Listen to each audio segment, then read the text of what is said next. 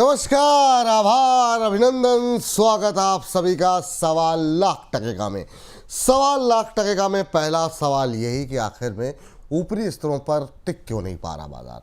सवाल नंबर 2, क्या दिवाली से पहले हम कोई रिकवरी तेज देखेंगे या फिर बाजार अभी इसी कंसोलिडेशन के फेज में चलता हुआ दिखाई देगा। सवाल नंबर 3, पीएसयू स्टॉक्स की रैली में अभी मौके तलाशें, खरीदारी करें या फिर ये एक एग्जिट और यानी कि प्रॉफिट बुकिंग करने का, मुनाफा वसूलने का मौका है। सवाल नंबर आखिरी वो ये कि आखिर में एफआईआईज़ की ये जो बड़ी बड़ी बिकवाली हो रही है वो आखिर में कब थमती हुई दिखाई देगी, इसका उत्तर भी तलाशने की कोशिश होगी। और इन सब के बीच में जो आपके बड़े बड़े सवाल लगातार बड़ी संख्या में आ रहे हैं उसके उत्तर भी तलाशेंगे। यहाँ से क्या स्ट्रेटजी होनी चाहिए, क्या रणनीति होनी चाहिए, आपके प्रश्नों के उत्तर देने के लिए हमारे साथ आज के विशेष मेहमान प्रदीप हल्दर जी जुड़ चुके हैं। प्रदीप सर, बहुत बहुत स्वागत आपका आज की इस चर्चा का हिस्सा बनने के लिए। पहली टिप्पणी मार्केट को लेकर के सर, फिर से तो मतलब इंट्राडे लो पे आ गए, वहाँ से 50 अंकों की रिकवरी है, पर कॉन्फिडेंस तो सही बात है कि नहीं देखने को मिल रहा। अब लोअर लेवल से हम देख रहे हैं करीब 70 अंकों की रिकवरी आ गई है। आपकी टिप्पणी क्या होगी मार्केट में सर? गुड आफ्टरनून विपुल सर, आपको एंड सारे व्यूअर्स को। देखिए, जिस तरीके से निफ्टी 24,667 670 के आसपास विपुल जी अभी चल रहा है, मार्केट प्रॉपर एक कंसोलिडेशन रेंज पे रहेगा और मुझे लगता है कि ये वॉलेटिलिटी कंटिन्यू होने वाला है। ऐसा नहीं कि हम इमीडिएटली देखेंगे मार्केट यहाँ से ब्रेकआउट लगा के ऊपर आ जाएगा, और ऐसा भी नहीं होगा कि मार्केट यहाँ से सीधा सीधा नीचे आ जाएगा। नहीं होने वाला, कंसोलिडेशन कंटिन्यू रहेगा, जिससे कि बैंक निफ्टी भी अभी ट्रेडिंग हो रहा है ऑलमोस्ट 54,380 के आसपास। 20 पॉइंट अभी भी नीचे है। 54,226 के आसपास का डे लो है। 53,800 53,700 के आसपास का एक सपोर्ट है। मैं मार्केट को शॉर्ट टर्म व्यू से थोड़ा ज्यादा सुपर वोलेटाइल में देख रहा हूं, तो इसीलिए एक बार वही कंपनीज में फोकस किया जाए जहां पे एटलीस्ट एक पोटेंशियल बढ़िया बन रहा है, ऊपर से करेक्शंस होके नीचे आके आया है, अदरवाइज नीचे एक बेस बना रहा है। ऐसा कंपनीज को हमें सिलेक्ट करके आगे का रणनीति जो है वो बनाना चाहिए। ओवरऑल थोड़ा वोलेटाइल रहेगा, न्यूट्रल व्यू है मेरा। चलिए ठीक है, सवाल जवाब का सिलसिला शुरू करते हैं। भर भर के सवाल लोगों ने भेजे हुए हैं और अच्छा, जिन शेयरों पे हम लोग बात कर लेते हैं सुबह, उस पर हम देखते हैं कि दोपहर वाले शो में और ज़्यादा सवाल आने लगते हैं।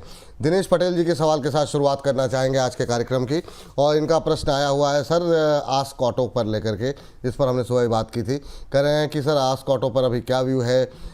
विपुल सर और प्रदीप सर भाई को जय श्री राम। जय श्री राम। आपको भी stop loss and target please suggest कीजिए, ये जानना चाह रहे हैं। और कह रहे हैं थैंक यू बोनस टीम को। थैंक यू सर, आपको वैसे धन्यवाद है किस बात के लिए ये भी बता दीजिएगा। लेकिन सर क्या टिप्पणी रहेगी आपकी जो है इसको लेकर के, आस्क ऑटोमोटिव को लेकर के?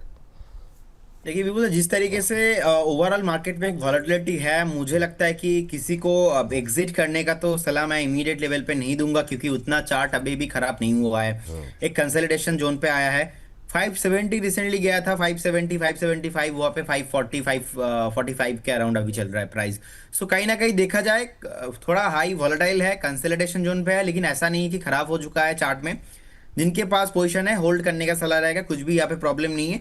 515 516 तक भी जा सकता है, लेकिन होल्ड करने का सलाह रहेगा। ओवरऑल इंडस्ट्री गोइंग है रिसेंटली, ओवरऑल स्पेस बहुत बढ़िया चल रहा है। जितने भी auto counters, two wheeler counter, four wheeler counter है, हम देख रहे हैं कि यहाँ पे ही धीरे धीरे सब जगह पे एक धीरे धीरे बाइंग आ रहा है। सो होल्ड करने का सलाह रहेगा आक्स ऑटोमोटिव लिमिटेड पे। चलिए, होल्ड करने की सलाह है। स्टॉप लॉस टारगेट बता दिया क्या सर आपने? ना स्टॉप लॉस बता दिया ना सर? 516 के आसपास सपोर्ट है। आई डोंट थिंक कि एक बार 500 के नीचे जाएगा। अगर 516 15 के आसपास आता है तो उस टाइम पे एक बार रिव्यू जरूर कर लेना चाहिए। लेकिन अभी भी तो सर कुछ भी प्रॉब्लम नहीं लग रहा है, क्योंकि एक बार हो सकता है कि 510 520 के आसपास का एक जो कंसल्टेशन फेस है वहां तक आ जाए। लेकिन 480 485 के आसपास बहुत ही स्ट्रॉन्ग सपोर्ट है, एंड वो मुझे लगता है कि एक बार ब्रेक नहीं करने वाला। ठीक। सलमान सैफी जी कह रहे हैं sir Suzlon, R power, HFCL, sir ये सारे शेयर जो है ना, छोटे शेयर वाले आप सेगमेंट देख लीजिएगा, उसमें सब डिस्कस हो गया है। तो आप जो है ना, ये अभी हमारा छोटे शेयर ऊंची छलांग जो है, छोटे शेयर करेंगे धमाल के नाम से आपको मिल जाएगा, तो वो आप जा करके देख लीजिएगा। इस पर अब 5-5 शेयरों पे अभी थोड़ा अगर हम व्यू लेने लगेंगे थोड़ा समय ज़्यादा जाएगा। लेकिन गौरव जी का सवाल ले लेते हैं। गौरव त्यागी जी हैं, PSB के ऊपर इनका प्रश्न है, पंजाब एंड सिंध बैंक के ऊपर, और कह रहे हैं कि 50 रुपये पे 300 शेयर होल्ड कर रखे हैं। ये PSU बैंकों को लेकर के सर हम लोग पहले भी आज सुबह भी बात की थी, बैंक रह गया था हम लोग से, लेकिन 50 पे लिए हुआ आपने, 28-29 पे तो आ गया सर। कब लिया था आपने? अभी तो फ़िलहाल के लिए आपके लिए बड़ी मुश्किलें हैं। सर क्या टिप्पणी रहेगी आपकी? मुझे लगता है काफ़ी टाइम हो गया इनको होल्ड करते हुए, पंजाब एंड सिंध बैंक, कोई टिप्पणी करेंगे सर? 50 पे लिया हुआ है।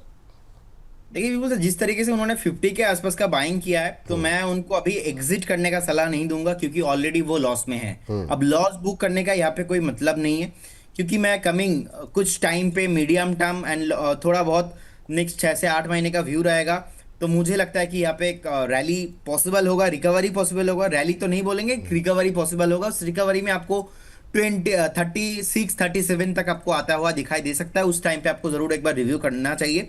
अभी के लिए एक स्टॉप लॉस जो मैं दे रहा हूँ 25.50 अगर इसके नीचे कभी भी फिसल जाता है, सपोर्ट को ब्रेक करता है, आपको भी एग्जिट करना चाहिए। लेकिन फिलहाल अभी होल्ड करने का सलाह रहेगा, लेकिन फ्रेश बाय किसी को नहीं करना है पर्टिकुलर डिस्काउंटर पे। पंजाब एंड सिंध बैंक अभी ऑलमोस्ट 29 के अराउंड चल रहा है। 50 के पास 45, 40 के पास जिनका बाइंग है 25 स्टॉप लॉस के साथ बने रहने का सलाह होगा।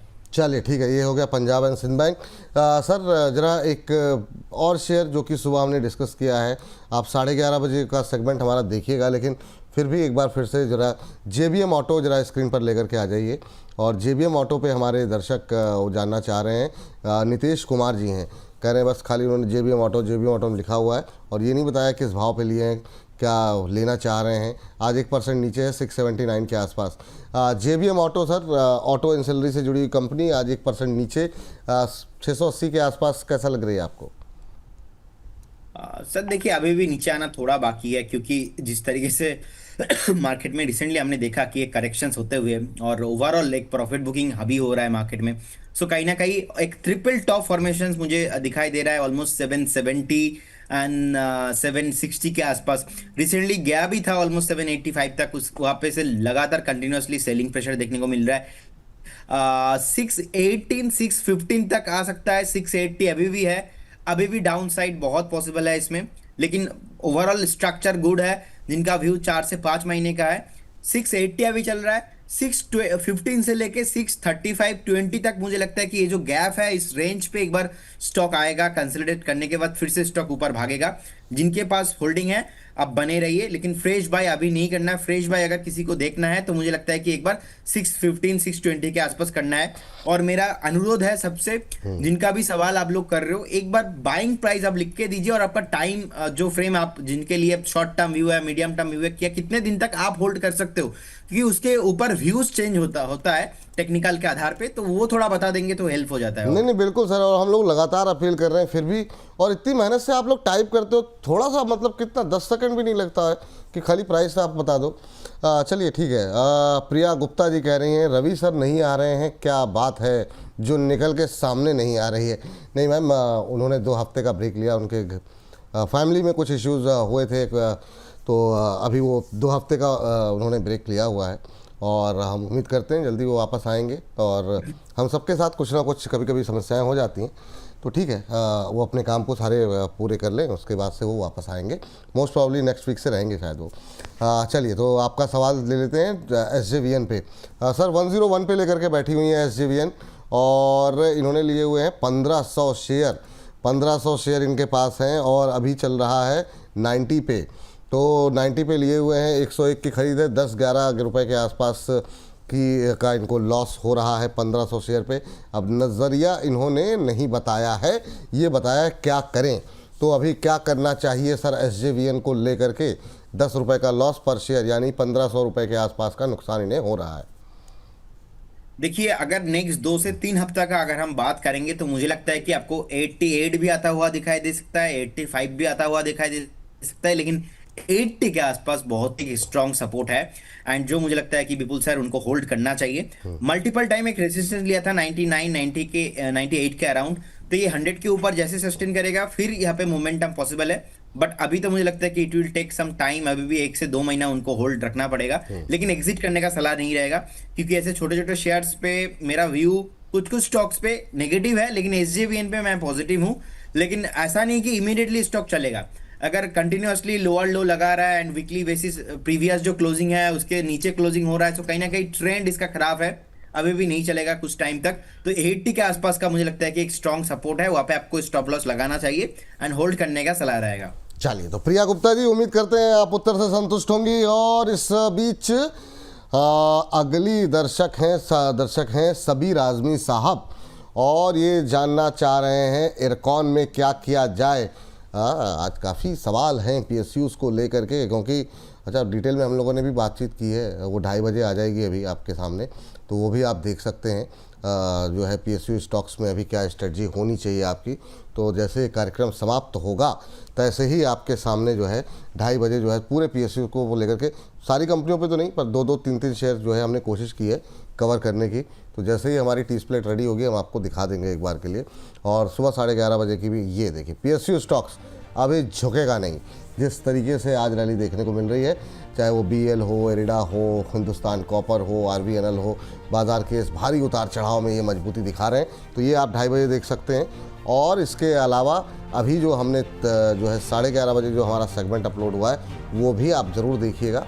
उसमें भी हमने काफ़ी जो आप लोगों के सवाल आ रहे हैं ना, जैसे बीएल को लेकर के और भी कई सारे सवाल, मॉस्चिप पे सवाल हैं, तो वो आप जो है आपको मिल जाएंगे उत्तर जो है। अभी तो ये सिकंदर, जी हाँ, ये शेयर आज के गिरते बाजार में चलते दिखाई दे रहे थे। हाँ, बीएससी हो माफ़ कीजिएगा, जीएमडीसी, मॉस्चिप, एनएसडीएल, तो ये हमारे 2 विशेष मेहमानों की जो है इन्होंने अपने विचार दिए हैं। ये विचार आप सुनिए इस प्रोग्राम के समाप्ति के पहले भी, क्योंकि एक प्रोग्राम जो है अपलोड हो चुका है ऑलरेडी। चलिए अब जरा फटाफट ले लेते हैं। टाटा मोटर्स, चैतू शाह जी हैं, चैतू साहब माफ़ कीजिएगा, चैतू जी जानना चाह रहे हैं टाटा मोटर्स पर व्यू दीजिए सर। 70 शेयर हैं 790 पे, आपका व्यू क्या है सर? ये आपने बताया नहीं, लेकिन फिर भी सर इनकी खरीद का भाव थोड़ा ऊपर है, काफ़ी ऊपर है, 800 पे लिया हुआ है। तो इनके भाव तक आने के लिए इसे कम से कम यहाँ से 125 रुपये ऊपर जाना पड़ेगा। इतनी ऊंचाई तक पहुँचने के लिए कितना समय लग सकता है? क्या टिप्पणी रहेगी आपकी टाटा मोटर्स को लेकर के?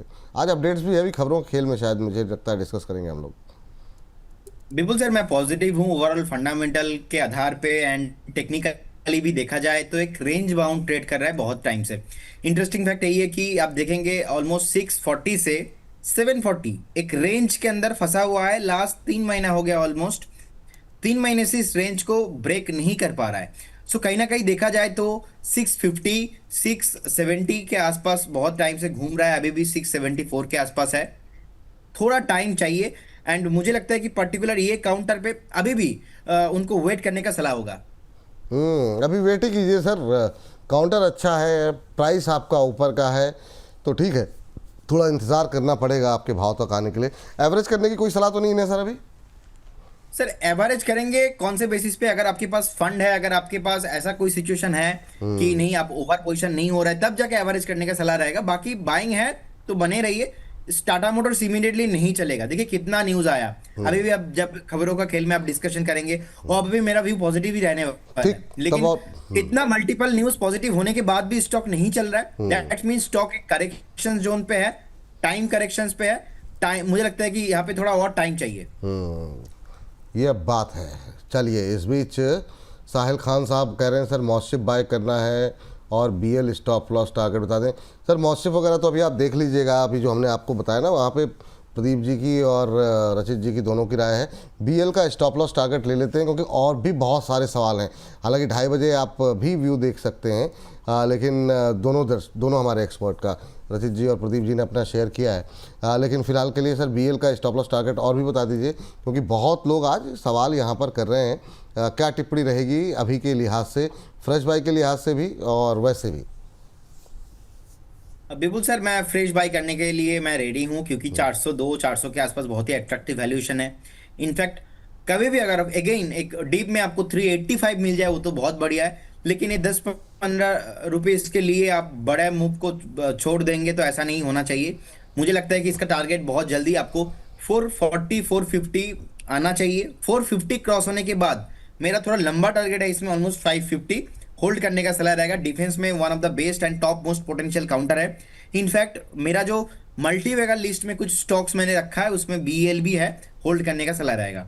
चलिए ठीक है सर, ये बात यहाँ पर निकल के आई है। और इस बीच हमारी एक दर्शक हैं सोनम डिकी के नाम से इन्होंने आईडी बनाई हुई है, DIKI। सोनम जी कह रही हैं हाय, मेरे टू हैंडसम प्रदीप सर को दिल से प्रणाम।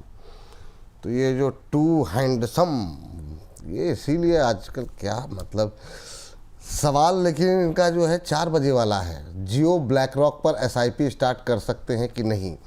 लेकिन अब चूँकि मोस्ट हैंडसम और टू हैंडसम प्रदीप सर से पूछा गया है, तो प्रदीप जी वैसे तो 4 बजे हमारे साथ जुड़ते हैं, हमारे जो सिप की टिप का शो होता है उसमें हम पूरी एसआईपी को लेके जियो का सब पे बताते हैं। ये जो है आज मल्टी कैप और फ्लेक्सी कैप को लेकर किस में ज़्यादा फ़ायदा होगा, इस पर हम बातचीत करेंगे। विकास पुरी जी होंगे तो सोनम जी को इस पे उत्तर मिलेगा। लेकिन आप कोई टिप्पणी करना चाहेंगे सोनम जी के लिए, क्योंकि स्पेशली उन्होंने ये जानते हुए कि आप इक्विटी देख रहे हैं और म्यूचुअल फंड से जुड़ा सवाल पूछा है, क्या कहना चाहेंगे to handsome Pradeep ji? Jio black rock में एसआईपी कर सकती हैं सोनम जी कि नहीं? द आंसर इज यस, क्योंकि देखिए जिस तरीके से अभी भी जितने भी स्मॉल कैप मिड कैप आप देखेंगे, इनफैक्ट लार्ज कैप में तीनों small mid and large cap में मैं पॉजिटिव हूँ एंड ओवरऑल इंडियन इकोनॉमी में पॉजिटिव हूँ। अभी निवेश आपको कब करना चाहिए, म्यूचुअल फंड में एसआईपी आपको कब करना चाहिए? जब बाजार खराब होगा। और अभी तो देखिए अच्छा खासा डिस्काउंट पे भी मिल रहा है, ऐसा नहीं कि निफ्टी 28,000, सेंसेक्स 1 लाख क्रॉस हो गया, ऐसा सिचुएशन नहीं है। सो लास्ट 1 साल से नहीं चल रहा है, अभी भी एक कंसोलिडेशन फेस में है। सो मुझे लगता है कि एसआईपी करने का जो सिप है, जो सिस्टमेटिक इन्वेस्टमेंट प्लान होता है, उसका तो कोई टाइम नहीं रहता है। लेकिन अभी का जो टाइम है और थोड़ा अच्छा डिस्काउंट पे आपको मिल रहा है इस बाजार पे, अट्रैक्टिव वैल्यूएशन है, मुझे लगता है कि डेफिनेटली आपको एसआईपी करना चाहिए, एसआईपी भी करना चाहिए एंड आप चाहो तो वन टाइम लमसम भी इन्वेस्ट करके जाइए। तो सर ये मतलब जब इस तरह की टिप्पणियाँ मिलती हैं, मोस्ट हैंडसम, टू हैंडसम, कैसा लगता है अंदर से, भावनाएं क्या रहती हैं आपकी फिर? सर लगता तो अच्छा है, लेकिन टू हैंडसम बताया तो आप भी सर हैंडसम तो आप कम नहीं हो, अरे मेरे को सर मतलब झटका। आप टू सर नहीं नहीं हैं। नहीं नहीं नहीं नहीं नहीं नहीं नहीं सर, झटका उस दिन लगा था जब मैं पहली बार बोनस के स्टूडियो में आया। ये जो आपका जो चश्मा है ना सर, ये चश्मा तो आप पहनते नहीं हो, जो सनग्लास आप पहनते हो ना, वो तो आई थिंक व्यूअर को पता नहीं है।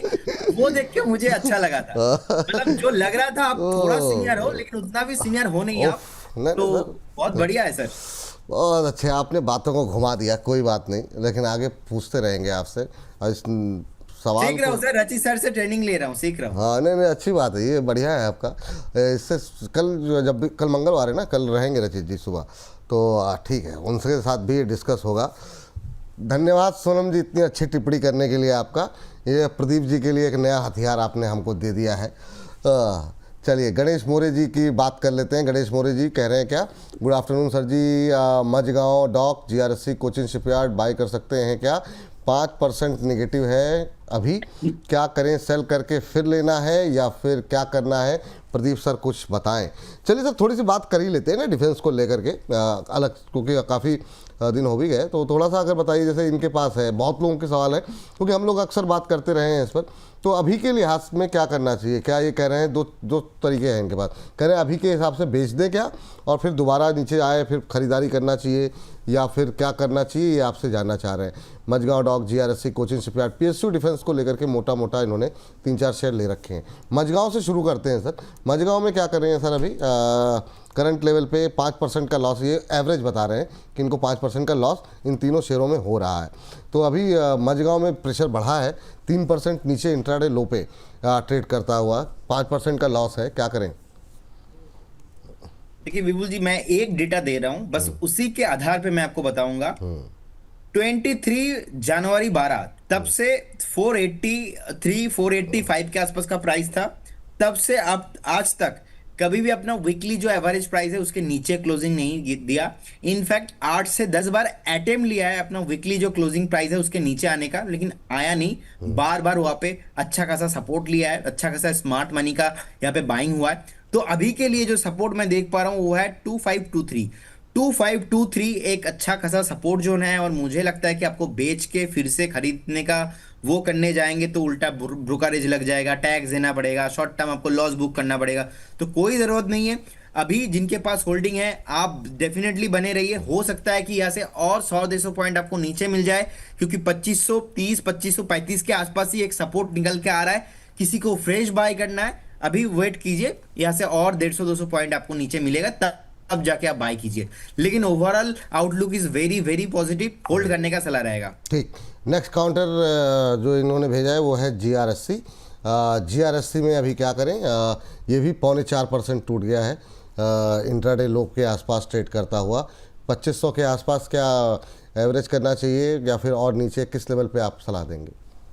देखिए, एवरेज करना है या तो फ्रेश बाई करना है, लेवल रहेगा 2318, 2318 से लेके 2350 के आसपास मुझे लगता है कि विपुल जी एक बार यहाँ पे एवरेज करना चाहिए, उससे पहले नहीं।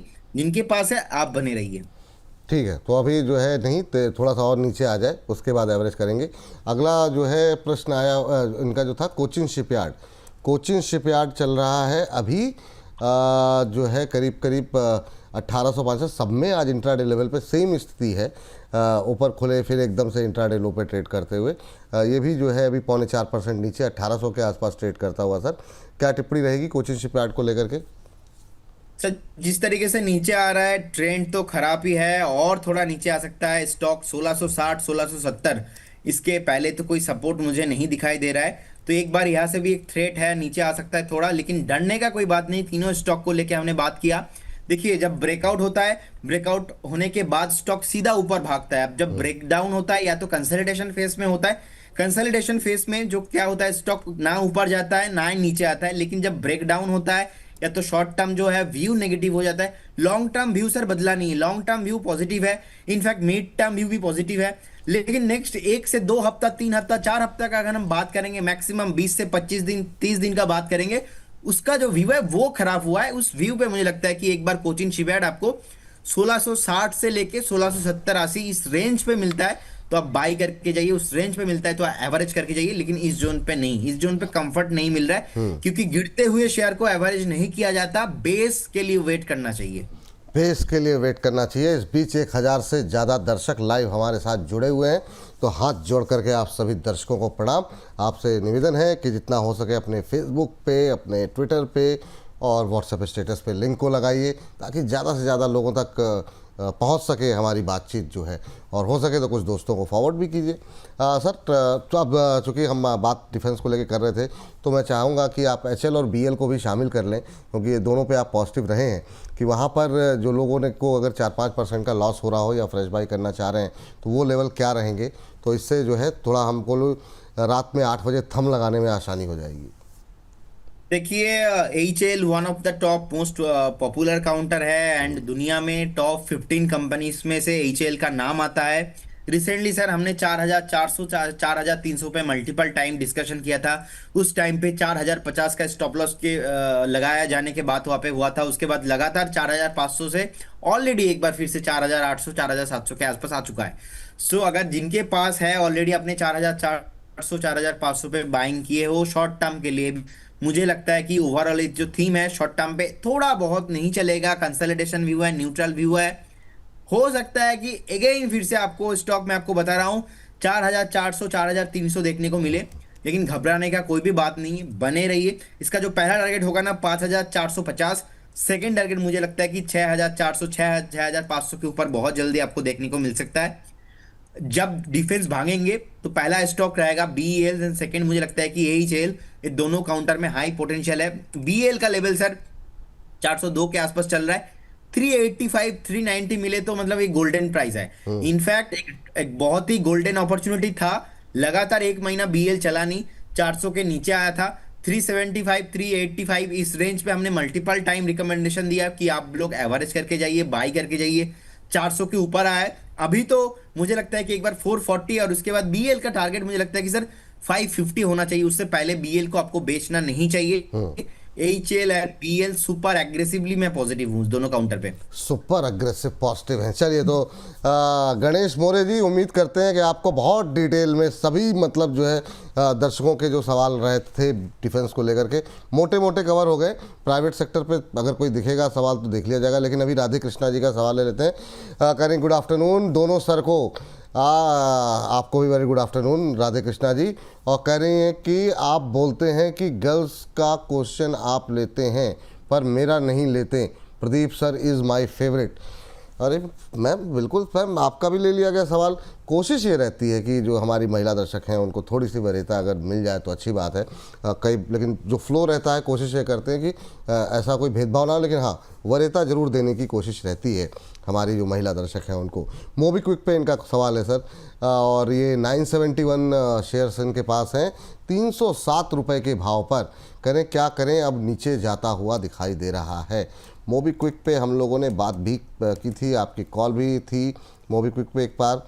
अभी क्या करना चाहिए सर मोबीक्विक को लेकर के, क्या टिप्पणी रहेगी? 252 के आसपास अभी चल रहा है और इन्होंने 307 पे लिया हुआ है, तो ठीक ठाक नुकसान पे हैं अभी। बिल्कुल सर, देखिए होल्ड करने का सलाह रहेगा। मुझे लगता है कि इसका करेक्शन ऑलमोस्ट 80% तो कंप्लीट हो चुका है। अभी भी थोड़ा करेक्शन इसमें बाकी है। 251 252 के आसपास चल रहा है। हो सकता है कि एक बार आपको 244 250 तक भी 240 तक भी दिख जाए।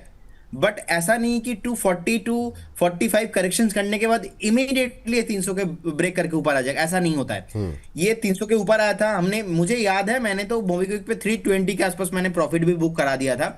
और एग्जैक्टली वो अच्छा जोन था प्रॉफिट बुक, मतलब बहुत बढ़िया टाइम पे प्रॉफिट बुक करा दिया। अगेन थोड़ा स्टॉक नीचे आ गया। मुझे लगता है कि यहाँ पे थोड़ा टाइम करेक्शन पॉसिबल है, लेकिन अच्छा खासा वो 85% 80% जो शॉर्ट टर्म का करेक्शन होता है वो ऑलमोस्ट मुझे कंप्लीट दिख रहा है चार्ट में। तो जिनके पास अभी है, अपने 300 पे 295 के आसपास बाय किया है, मुझे लगता है कि आपको होल्ड करना चाहिए। अभी 220 का यहाँ पे एक स्टॉप लॉस होगा। अभी स्टॉक यहाँ से धीरे धीरे बेस बनाएगा, अगेन ऊपर चला जाएगा। चलिए चलिए, इस बीच एक और सवाल जो है आया है हमारे असगर अंसारी साहब का। कह रहे हैं विपुल सर और प्रदीप सर को नवरात्रि की शुभकामनाएं। आपको भी असगर साहब बहुत बहुत शुभकामनाएं। कह रहे नमस्कार, मैंने चंबल फर्टिलाइज़र के 30 शेयर 512 के भाव से आज ही ख़रीदा है। अगले 12 महीने में इसमें कितने मुनाफे के चांसेस बन सकते हैं, प्रदीप सर बताएं। तो आज ही लिया है सर इन्होंने 512 पे, यानी कि ब्रेक इवन पर ही हैं अभी, कोई खास मोमेंट वो नहीं। लेकिन इस पर एक नेगेटिव खबर आई थी असगर साहब, पता नहीं आपने देखी कि नहीं। और ख़बर ये है कि इनको जीएसटी पेनल्टी लगी है 527 करोड़ रुपए की, और इसी वजह से आज थोड़ा सा हमको यहाँ पर प्रेशर देखने को मिल रहा है। अब ये है कि इन्होंने ये कहा है कि ये इसके लिए लीगल चैलेंज करेंगे। 527 देखिए आ गई स्क्रीन पर। अभी खबरों के खेल में भी इसको और डिटेल में हम लोग बातचीत करेंगे, लेकिन अभी के लिए क्या करें सर, क्योंकि 512 पे लिया है, 511.50 के आसपास का भाव, ऑलमोस्ट फ्लैट है। क्या टिप्पणी रहेगी सर चंबल फर्टिलाइजर पे? देखिए विपुल सर, जिस तरीके से ये स्टॉक नीचे आया है, एक टॉप बनाया था ऑलमोस्ट 580 570 के अराउंड, उसके बाद नीचे आ चुका है अभी 513 के आसपास। आज का डे लो भी 505 के आसपास है। एक सपोर्ट जो मुझे दिख रहा है 475 से 500 के आसपास। 475 500 एक रेंज हो गया।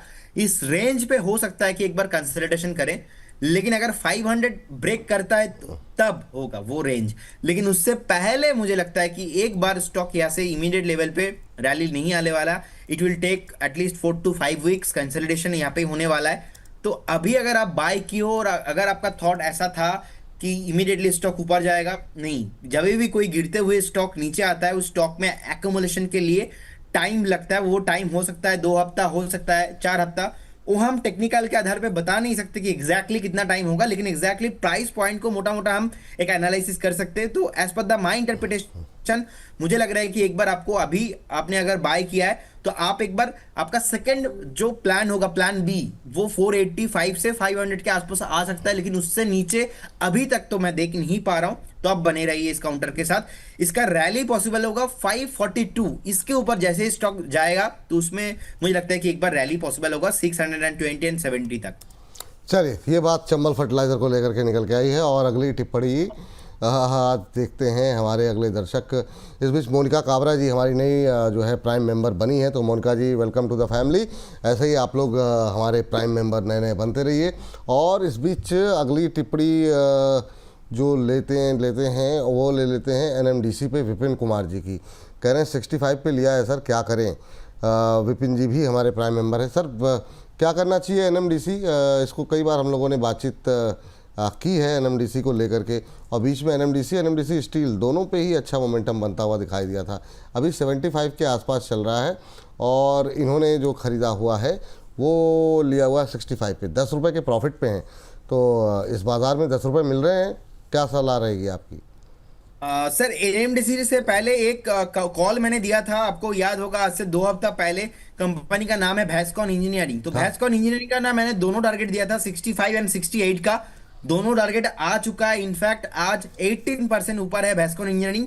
एक होता है सर, रियल कोई भी स्टॉक में ब्रेकआउट आता है ना, तो हो सकता है कि वो उस दिन ना चले, लेकिन हो सकता है कि जिस तरीके से ब्रेकआउट आता है, ब्रेकआउट होने के बाद इसमें कंसोलिडेशन भी हुआ। मुझे याद है बहुत सारे लोगों का क्वेरी आ रहा था, अरे बहुत भैस्कॉन ज्यादा, में क्या हाँ। किया जाए, भैस्कॉन में। तो 68 के आसपास मुझे लगता है कि एक बार अगर आप सेफ जाना चाहते हो तो आपको प्रॉफिट बुक कर लेना चाहिए।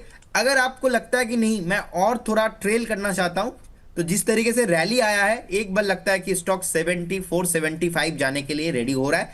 आप वेट भी करके जाइए, कोई इशू नहीं है। लास्ट टाइम का मेरा स्टॉप लॉस था आई थिंक 58 और 57 के आसपास। अभी मुझे लगता है कि अगर होल्ड करना आप चाहते हो तो आपका स्टॉप लॉस को थोड़ा रिवाइज करके आप ऑलमोस्ट 63 के आसपास अभी कीजिए और बने रहिए इस काउंटर के साथ। और विपुल सर, मेरा वॉइस क्लियर आ रहा है या कट कट के आ रहा है? नहीं नहीं, मुझे थोड़ा आप, इंटरनेट। मुझे तो बहुत अच्छी मतलब आवाज़ लग रही है आपकी। बाकी किसी दर्शक की भी टिप्पणी नहीं आई, वरना हमारे दर्शक ही बहुत सारे कमेंट करने लगते हैं आवाज़ समझ में नहीं आ रही। मुझे बहुत स्पष्ट आ रही है, मुझे लगता है दर्शकों को भी आ रही होगी, तभी कभी तक कोई टिप्पणी नहीं आई है। तो कोई समस्या नहीं। आपको आपकी आवाज़ दिक्कत कहाँ से लग रही है? कुछ गड़बड़ लग रहा है क्या सर? आपका वॉइस ब्रेक हो रहा है, मुझे थोड़ा लग रहा है मेरी सर। मेरी आवाज़ अच्छा ब्रेक हो रही है? ओहो हो।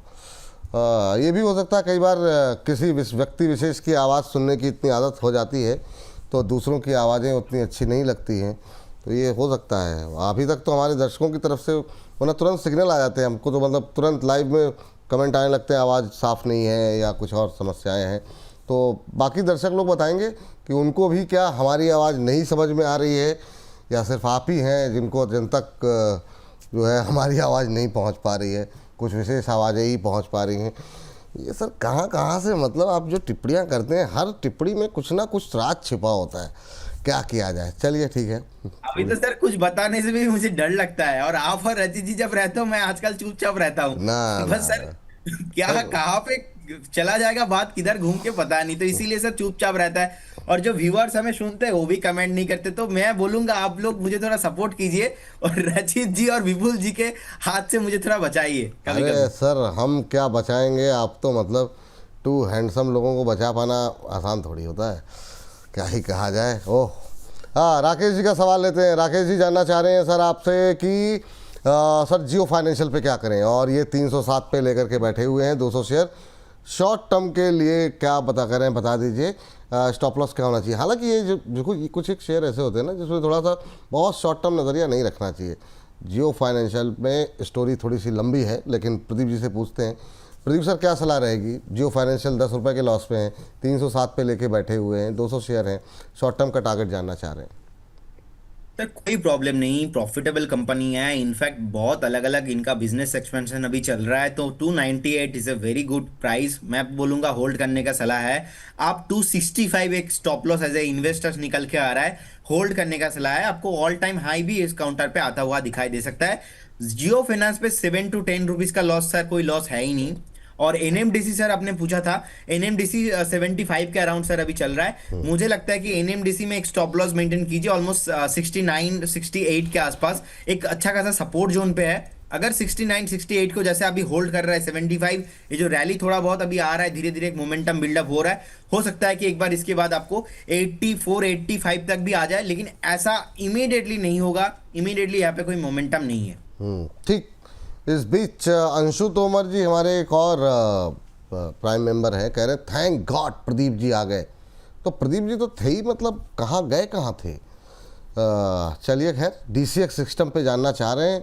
कह रहे हैं अभी मैं क्या करूं, 2000 शेयर लिए हुए हैं 284 पे, होल्ड सेल और एवरेज इन शॉर्ट टर्म, मेरा लेवल आएगा क्या?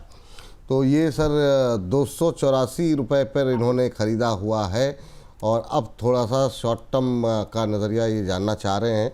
तो डीसीएक्स पे सर शॉर्ट टर्म का व्यू लेना चाहिए। ठीक ठाक लॉस हो रहा है, आज में 5.5% से ज़्यादा टूटा हुआ है। देखिए, जिस तरीके से स्टॉक नीचे ब्रेक आया है, नीचे हुआ है, मुझे लगता है कि कहीं ना कहीं बिल्कुल जी सपोर्ट यहाँ पे नहीं है। सपोर्ट है 215 220 के अराउंड, तो वहां तक तो जाने के लिए पोटेंशियल है, तो फ्रेश बाय नहीं करना चाहिए। अगर किसी के पास है, इतना भी अट्रैक्टिव स्टॉक नहीं है, बहुत का वॉलेटाइल रहता है, और वैल्यूएशन भी ठीक ठाक नहीं लग रहा है, तो एक बार अवॉइड करने का सलाह रहेगा स्टॉक को। चलिए, अवॉइड करने का तो अभी जिनके पास है वो क्या करें सर, मतलब क्या बेच दें लॉस? सर मैक्सिमम मुझे लगता है कि या तो लॉस बुक करके निकल जाइए, अदरवाइज आप 220 के आसपास का एक स्टॉप लॉस लगा के छोड़ दीजिए।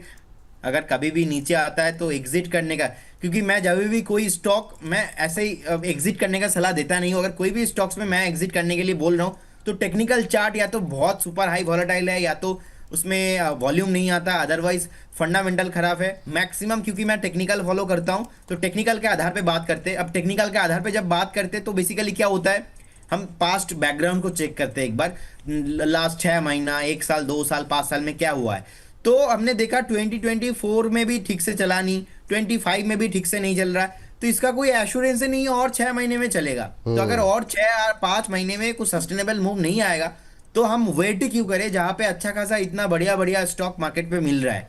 सो वही है, जहां पे नहीं लेना है, नो मीन्स नो, एकदम ना। और जहां पे बने रहने का सलाह होगा तो वहां पे बने रहना है। कुछ स्टॉक पे कंसोलिडेशन हो रहा है लेकिन फिर से ऊपर आएगा, फंडामेंटल बढ़िया है। लेकिन मुझे लगता है कि डीसीएक्स सिस्टम के साथ हो सकता है मैं फंडामेंटल थोड़ा बहुत सपोर्ट भी हो जाए, लेकिन टेक्निकली सपोर्ट नहीं कर रहा है, अच्छा साउंड नहीं लग रहा है, तो एक बार एग्जिट करने का सलाह रहेगा। चलिए, ये बात है यहाँ पर, चलिए तो निकल के आई है। और चलिए इस बीच अगली टिप्पणी जो है लेते हैं। हमारे एक दर्शक ने कुछ धनराशि जो है भेजी है और अजय बिलाल साहब हैं सर, वो फ्रेश बाई करना चाह रहे हैं। लॉन्ग टर्म का व्यू है, एनटीपीसी ग्रीन और अदानी पावर, इन दोनों में फ्रेश बाई के लिए जानना चाह रहे हैं कि क्या कोई अपॉर्चुनिटी यहाँ पर बन सकती है और इन दोनों में फ्रेश एंट्री की जा सकती है क्या, और दोनों में ही इनका नज़रिया लॉन्ग टर्म का है। 146 के आसपास अदानी पावर, क्या करंट लेवल सही है फ्रेश बाई के लिए? सर विपुल सर, मैं आपको एक चीज बता रहा हूँ, देखिए स्टोरी क्या होता है। हम ग्रीन थीम को लेके बहुत सारे लोगों से आप बात करते हो, स्टोरी अच्छा है, बढ़िया है, लेकिन मैंने एक कमेंट आपको किया था और ये कमेंट, मैं मेरा स्टेटमेंट को 2-1 शेयर मैक्सिमम, जब तक डेटा चेंज नहीं होता तब तक मेरा स्टेटमेंट चेंज नहीं होता। अगर डेटा सामने से चेंज हो रहा है, अगर प्राइस एक्शन सामने से चेंज हो रहा है, तो हमारा स्टेटमेंट भी प्राइस एक्शन के साथ चेंज होता है। एक बेसिक नेचर है मार्केट का। लेकिन एनटीपीसी ग्रीन के साथ क्या है, आप किसी भी फंडामेंटल वाले से पूछेंगे, आपको एक 5 मिनट का स्टोरी सुनाएंगे, लेकिन ये चलेगा नहीं स्टॉक। 130 के ऊपर चलेगा, और मैं ये साल जनवरी से चीख चीख के बोल रहा हूँ 130 के ऊपर ही लेना है, उससे पहले एनटीपीसी ग्रीन छूना ही नहीं है, टच नहीं करना है। क्या पता ये स्टॉक एक बार हमको 80 में मिल जाए। तो थीम बढ़िया है, लेकिन थीम बढ़िया है इसका मतलब ऐसा नहीं कि इमीडिएटली चलेगा। तो मार्केट इज वेरी इंटेलिजेंट, मुझसे ज्यादा मार्केट इंटेलिजेंट है, और मैं प्राइस को रीड कर रहा हूं, इसीलिए मैं इंटेलिजेंट नहीं हूं, मार्केट एंड प्राइस इंटेलिजेंट है। अब जहां पे 104 पे लग रहा था कि अभी भी मोमेंटम नहीं आ रहा है, 115 में लग रहा है कि अभी भी मोमेंटम नहीं आ रहा है, 130 में भी लग रहा था अभी भी मोमेंटम नहीं आ रहा है। सो 99 अभी 100 के नीचे आ चुका है, यहाँ पे भी सेम स्टेटमेंट रहेगा, अभी भी मोमेंटम नहीं आ रहा है। मोमेंटम आएगा तो देन बाय कीजिए, मोमेंटम नहीं आ रहा है एक बार अवॉइड करके जाइए। ओवरऑल थीम बढ़िया है, थीम में चेंजेस कुछ नहीं हुआ। जब ये ओवरऑल थीम चलेगा तब मुझे लगता है कि एनटीपीसी ग्रीन में भी इस रैली में पार्टिसिपेट डेफिनेटली करेगा। लेकिन अभी भी मैं प्राइस को लेके कंफर्ट नहीं हूं, मुझे लगता है कि एक बार 85-90 आ जाए, क्योंकि सपोर्ट यहाँ पे नहीं है। सपोर्ट ऑलमोस्ट 96 के आसपास है। 96 कभी भी ब्रेक करता है तो नेक्स्ट पक्का 82-85 में आपको देखने को मिलेगा। अब उन लोगों का क्या होगा जिन लोगों ने 110 पे बाय किया है, जिन लोगों ने 115 पे बाय किया है। तो यही चीज होता है प्राइस को रीड करने का एक बेनिफिट, कि आप प्राइस के साथ चल रहे हो। लेकिन अदानी पावर का साथ जो क्वेश्चन आपने किया, Adani power one of my top favourite most counter है, रिसेंटली कमजोर दिख रहा है, एंड अभी भी इसमें कहीं ना कहीं लग रहा है कि सेलिंग प्रेशर थोड़ा बहुत हैवी हो सकता है। बाकी है प्रॉफिट बुकिंग 120 से लेके 130 के रेंज पे, मैं बोलूंगा एक बार आप फ्रेश बाई करके जाइए, क्योंकि आपको कुछ धनराशि भेजा है और ये मेरा भी जिम्मेदारी है जब ऐसा कोई धनराशि भेजे आपको तो थोड़ा ज्यादा एक्सप्लेन करने का। अदानी पावर 120 से 130 के बीच में आता है, तो मुझे लगता है कि this is a based value हो सकता है अदानी पावर के लिए, क्योंकि मैं अभी भी कंफर्ट नहीं फील कर रहा हूं। लास्ट 4 दिन से 150 के नीचे ट्रेड हो रहा है, कहीं ना कहीं 150 के ऊपर फिर से घूम के सपोर्ट नहीं ले पा रहा है, और मैं फिर से प्राइस एक्शन के साथ जाना चाहूंगा। फंडामेंटली कुछ भी प्रॉब्लम नहीं है, 120-130 इस रेंज पे बाय कीजिए, और एनटीपीसी ग्रीन को करेंट जोन से एक बार अवॉइड कीजिए। अगर बाय करके रखा हुआ है तो फिर आप देखिए जिस दिन ये 130 के ऊपर भागेगा फिर दिन मेरा स्टेटमेंट को मैं बदलूंगा। उससे पहले अगर 2 साल लग जाए तो मैं 2 साल तक यही सेम स्टेटमेंट रिपीट करता रहूंगा। वाह, ये बात। संजय कुमार धीर जी कह रहे हैं बोनस के 2 सुदृढ़ स्तंभ। विपुल जी, प्रदीप जी को नमस्कार।